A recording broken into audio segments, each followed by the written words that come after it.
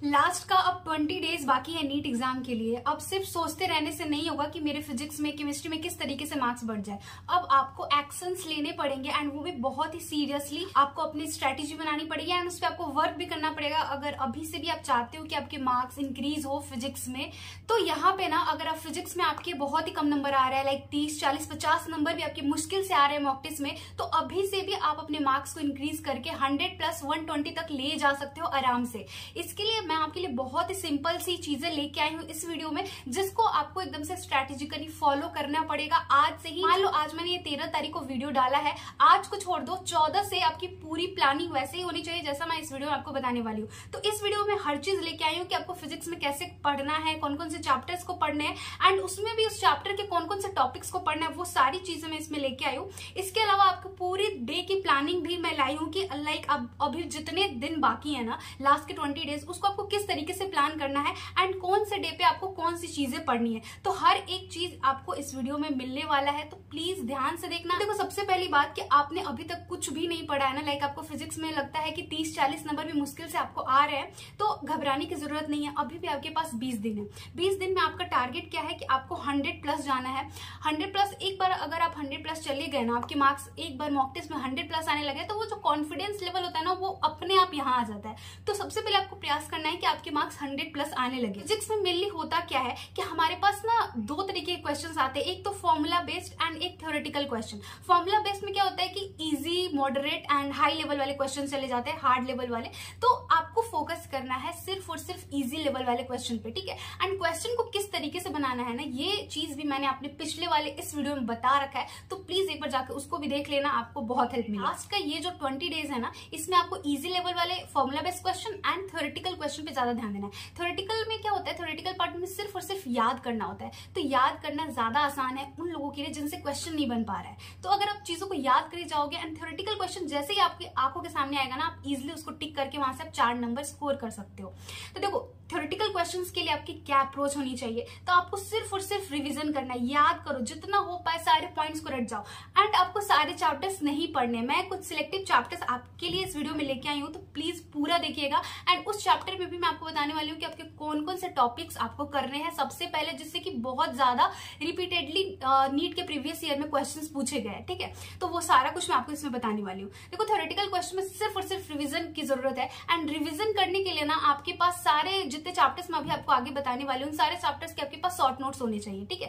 And उसी तरीके से सेम चीज अप्लाई होती है फॉर्मूला बेस्ड क्वेश्चन को सॉल्व करने के लिए। यहाँ पे क्या होता है, आपको फॉर्मूला सीट को याद करना होता है, उसको रिवाइज करना होता है एंड उसके बाद मतलब जितना ज्यादा आप उसको रिवाइज कर लोगे ना, उतना ज्यादा आसानी से आप फॉर्मूला बेस्ड क्वेश्चन बना के आओगे। सबसे पहले हम बात कर लेते हैं कि आपके पास फॉर्मूला सीट होनी चाहिए जितने भी चैप्टर्स मैं अभी आपको बताने वाली हूँ। तो मान लो कि मैं आपको बोल रही हूँ कि आपको मॉडर्न फिजिक्स पूरा करके जाना है, तो मॉडर्न फिजिक्स के जितने भी चैप्टर हैं आपके पास उन सारे चैप्टर्स के फॉर्मूला सीट होने चाहिए। मान लो फोटो इलेक्ट्रिक इफेक्ट वाला जो चैप्टर है, फोटो इलेक्ट्रिक इफेक्ट में ना आपको जितने क्वेश्चन पूछे जाते हैं वो सारे फॉर्मूला बेस्ड होते हैं। आप नीट के पीवाईक्यूज को उठा लेना। तो फॉर्मूला याद कैसे होगा, हमारे पास फॉर्मूला सेट आएगा कहां से। अब लास्ट का 20 डेज है, तो इसमें आप बनाने बैठोगे तो आपको बहुत ज्यादा टाइम लग जाएगा। तो आपको करना क्या, आपको रैंसो फ्लैश कार्ड ले लेना है। इस फ्लैश कार्ड में आपको सारे चैप्टर्स के ना सिर्फ फॉर्मूला ही नहीं मिलने वाले हैं, थ्योरेटिकल पॉइंट्स भी ऐड किए गए हैं कि कौन से चैप्टर से कहां से थ्योरेटिकल पॉइंट्स पूछे जा रहे हैं नीट एग्जाम में। तो दो चीज हो जाएंगे, एक तो आपका पूरा फॉर्मूला भी याद हो जाएगा यहाँ से इस फ्लैश कार्ड से एंड आप थ्योरेटिकल पॉइंट को भी याद कर ले जाओगे।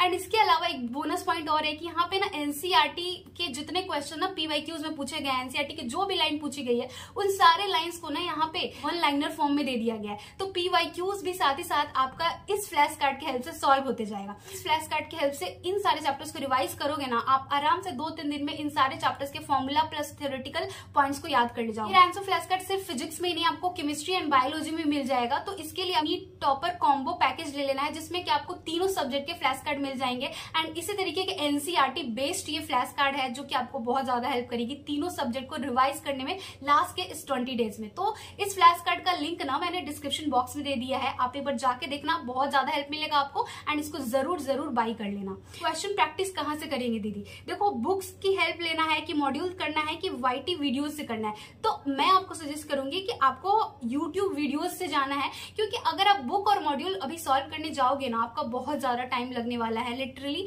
एंड कहीं भी अगर आप फंसते हो तो आपको सॉल्यूशन सिर्फ रिटन सॉल्यूशन से आपको समझ नहीं आएगा। तो अगर आप यूट्यूब वीडियो से क्वेश्चन प्रैक्टिस करोगे तो आप कम समय में ज्यादा क्वेश्चन भी लगा लोगे एंड वहां पे आपको जो क्वेश्चन भी नहीं आता है तो उसका सोल्यूशन वहां पे टीचर आपको समझा भी देगा, तो ज्यादा कंसेप्चुअल आपकी क्लियरिटी वहां से बन पाएगी।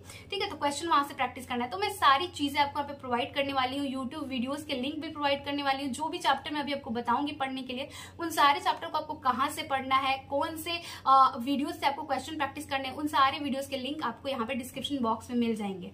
तो देखो, टोटल चैप्टर आपको कितने करने हैं, टोटल जितने भी चैप्टर है ना, आपको टोटल वो सारे चैप्टर को कंप्लीट नहीं करना है, सिर्फ और सिर्फ 8 चैप्टर आपको पढ़ने हैं। एंड 8 चैप्टर में भी कौन कौन से टॉपिक्स है जो कि सबसे ज्यादा फोकस के साथ आपको पढ़ना है वो भी मैं बता रही हूँ। देखो, सेमीकंडक्टर जो चैप्टर है इसको आपको 1 दिन देना है, 1 दिन में ये पूरा चैप्टर आराम से कंप्लीट हो सकता है। मैंने लिंक डिस्क्रिप्शन बॉक्स में दे दिया है जहां से आप इस चैप्टर को पूरा पढ़ सकते हो। अब देखो, यहाँ पे लॉजिक गेट वाला जो टॉपिक है ना, रिपीटेडली बहुत ज्यादा पूछा जाता है, हर एग्जाम में 2 से 3 क्वेश्चन अब आ रहे हैं इस वाले टॉपिक से, तो इसके ढेर सारे न्यूमेरिकल सॉल्व कर लेने हैं आपको एंड PYQs को खूब अच्छे से लगा लेना है। अब देखो, ये जो टॉपिक तुम कर लोगे तो सेमीकंडक्टर आपका मतलब समझो तो पूरा 50 to 60% प्रिपेयर हो गया, यही से क्वेश्चंस आते हैं मोस्टली। तो अब ये वाले चैप्टर के बाद आपको फोटो इलेक्ट्रिक इफेक्ट करना है। मॉडर्न फिजिक्स के आपको चारों चैप्टर करके जाने हैं, क्योंकि इससे ना 20 से 25 मार्क्स तो आपके यही से कंफर्म हो जाएंगे।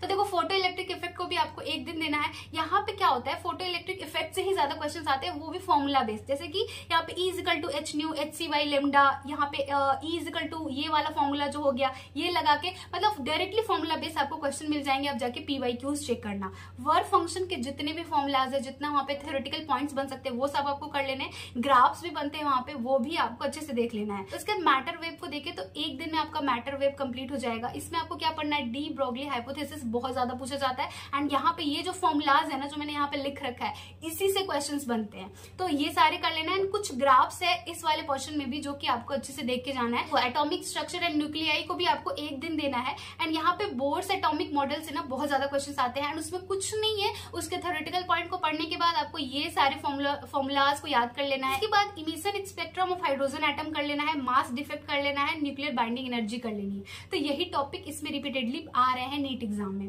अब देखो, यूनिट एंड डायमेंशन बहुत ही ज्यादा इंपॉर्टेंट हो गया है, क्योंकि अब ना इससे 3 से 4 क्वेश्चन आ रहे हैं नीट एग्जाम में, तो ये भी आपका 1 दिन में कंप्लीट हो जाएगा पढ़ के। इसमें आपको डायमेंशन फॉर्मूला फाइंड आउट करना अच्छे से आ जाना चाहिए एंड उसके जो भी एप्लीकेशन है, 2-3 एप्लीकेशन पे क्वेश्चन आते हैं, वो आप आराम से कर लोगे तो आपका वहां पे मतलब बहुत ईजी क्वेश्चन आते हैं, आप उसको सॉल्व कर लोगे।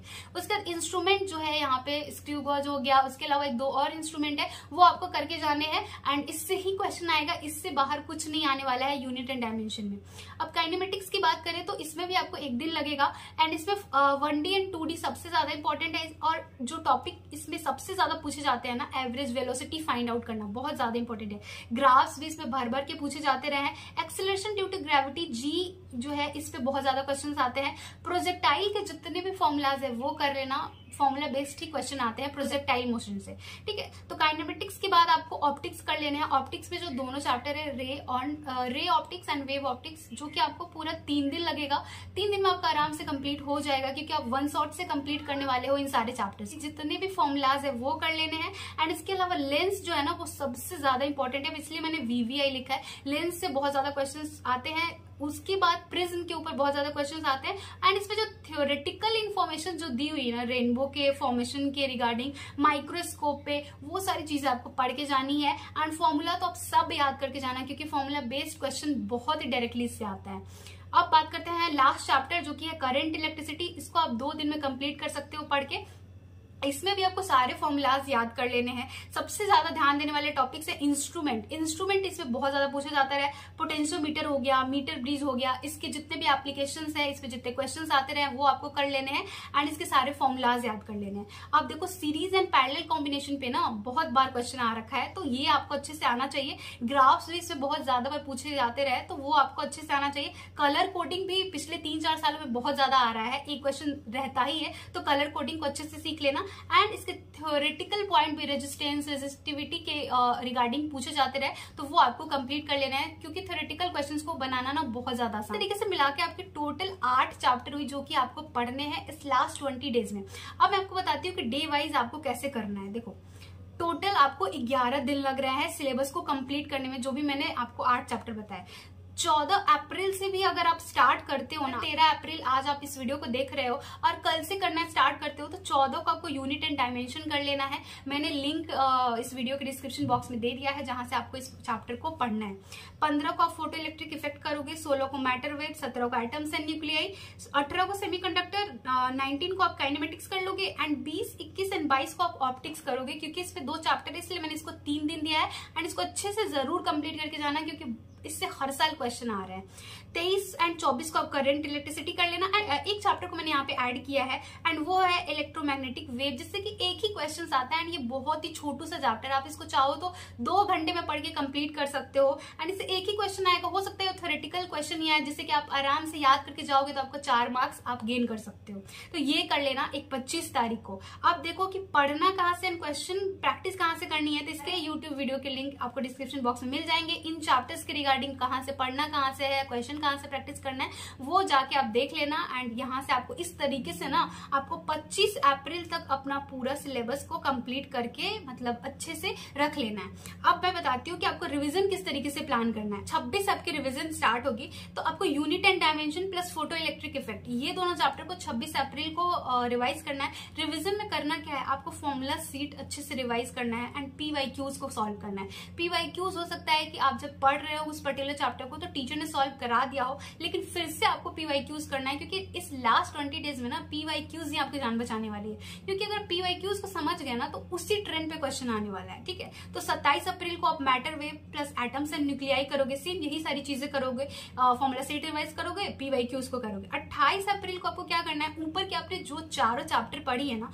इन सबको आपको 28 अप्रैल को रिवाइज कर लेना है। सारे इंपॉर्टेंट फॉर्मूलाज इसके रिवाइज कर लेना। इंपॉर्टेंट इसलिए बोल रही हूँ मैं क्योंकि आप जब PYQs करोगे तो आपको खुद पे खुद समझ आएगा कि इस पर्टिकुलर चैप्टर में कौन कौन से जो टॉपिक्स हैं, कौन कौन से ऐसे फॉर्मूला है जिससे रिपीटेडली क्वेश्चन आ रखे हैं, तो आपको उनको ना वहां पे टिक मार्क कर लेना है कि हाँ ये बहुत ज्यादा इंपॉर्टेंट है एंड इसको मेरे को ज्यादा बार रिवाइज करना है एंड क्वेश्चन प्रैक्टिस करना है। ठीक है, 29 अप्रैल को आपको सेमीकंडक्टर प्लस काइनेमेटिक्स को रिवाइज करना है। 30 को आपको ऑप्टिक्स करना है। 30 को सिर्फ ऑप्टिक्स में इसलिए बोलूंगी कि इसमें 2 चैप्टर्स है, रे एंड वेव। ठीक है, तो 30 को ये करना है। 1 मई को आपको क्या करना है, करंट इलेक्ट्रिसिटी प्लस EMW, एक छोटू सा चैप्टर है। 2 को आपको ऊपर के जितने चैप्टर्स मैंने बोले semiconductor, kinematics, optics, current electricity, ये सारे चैप्टर्स को रिवाइज करना है एंड मेनली फॉर्मूला रिवाइज करना है। इसमें ग्राफ्स आते हैं इन सारे चैप्टर्स में ढेर सारे, उन सारे ग्राफ्स को पढ़ना है एंड थ्योरेटिकल जितने भी पॉइंट्स बन सकते हैं उन सारे पॉइंट्स को याद कर लेना है। ठीक है, 3 मई को आपको फॉर्मूला सिर्फ और सिर्फ फॉर्मूला रिवाइज करना है एंड 4 मई को भी आपको सिर्फ और सिर्फ सारे चैप्टर्स के फॉर्मूला से गो थ्रू होना है, क्योंकि फॉर्मूला जितना ज्यादा आपके दिमाग में फिट रहेगा ना उतना ज्यादा आपको आसानी पड़ने वाली है। तो मेरे टेलीग्राम चैनल पे भी आपको बहुत सारे चैप्टर्स के फॉर्मूलाज मिल जाएंगे। इवन आप देख पा रहे होंगे यहाँ पे मॉडर्न फिजिक्स के ना मैंने सारे चैप्टर्स के फॉर्मूला 3 से 4 पेजेस में बना रखे हैं, तो ये भी आप जाके देख सकते हो, वहां पे मैंने अपलोड करके रखा है। तो मेरे टेलीग्राम चैनल से मेडिको शालिनी नाम से ही है, तो आप जाके एक बार चेकआउट कर लेना। बाकी मैंने आपको बता दिया कि सिर्फ इन 8 चैप्टर्स की हेल्प से आप आराम से 100+ जा सकते हो, इतनी वेटेज है इन सारे चैप्टर्स की। ठीक है, तो आप लोग को जो भी डाउट हो रहा था, जिनके क्वेश्चन नहीं बन रहे थे या फिर जिनको नहीं समझ में आता कि अभी भी हम 30-40 से कैसे 100+ जाएं, आई होप कि आप लोग को आइडिया मिला होगा एंड जैसा मैंने बोला आप उसी तरीके से फॉलो करने वाले हो आगे 20 दिनों के लिए। सो कुछ भी लगे डाउट प्लीज मुझसे नीचे कॉमेंट सेक्शन में जरूर पूछ लेना। वीडियो के लिए इतना ही, मिलते हैं नेक्स्ट वीडियो में। Thank you so much.